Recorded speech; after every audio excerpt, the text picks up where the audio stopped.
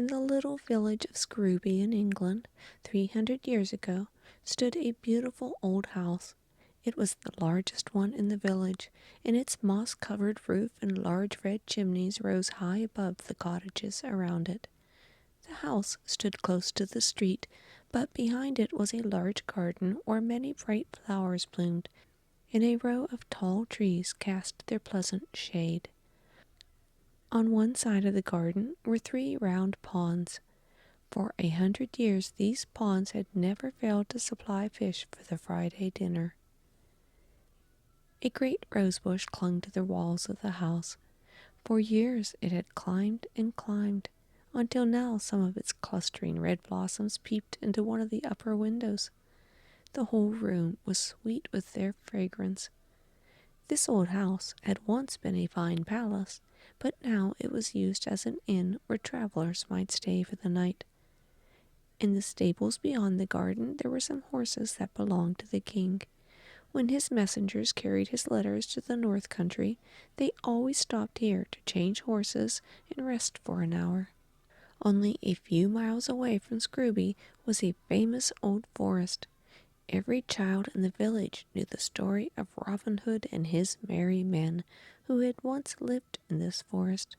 They often played Robin Hood. It was the game they liked best of all. Once, a party of the king's friends who were going to the forest to hunt had stayed all night at the inn. This was a time always remembered by the children who lived at Scrooby Inn. They seemed never to tire of talking about the packs of hounds, the beautiful horses, and their riders in their colorful hunting dress.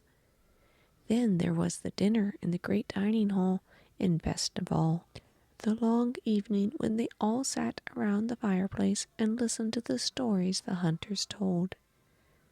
The landlord, William Brewster, had not been pleased to have his children hear so much about the life at the king's court, so they had been sent to bed much earlier than they wished.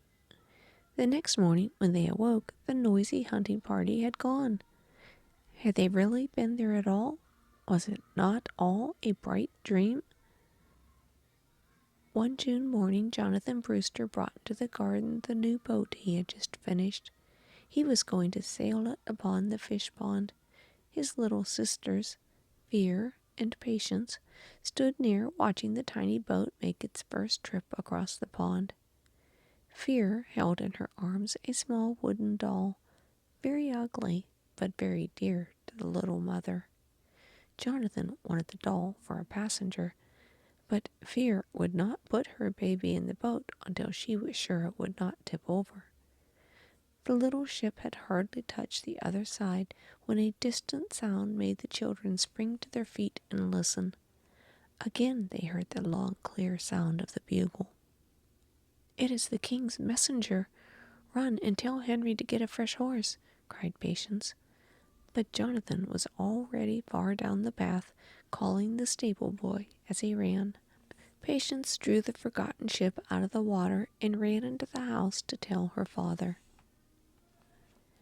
There was a high stone wall around the house and garden, and just outside the wall a ditch filled with water.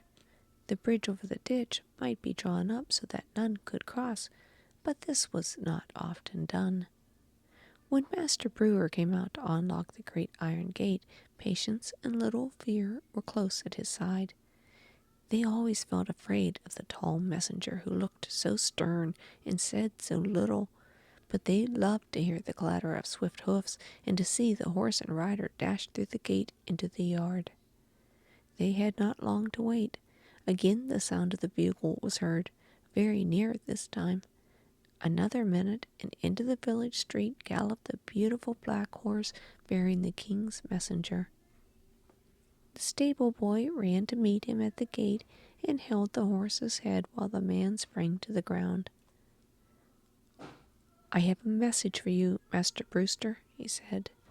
"Queen Anne, with her knights and ladies, journeys from her home in the north. They will rest for the night in your house."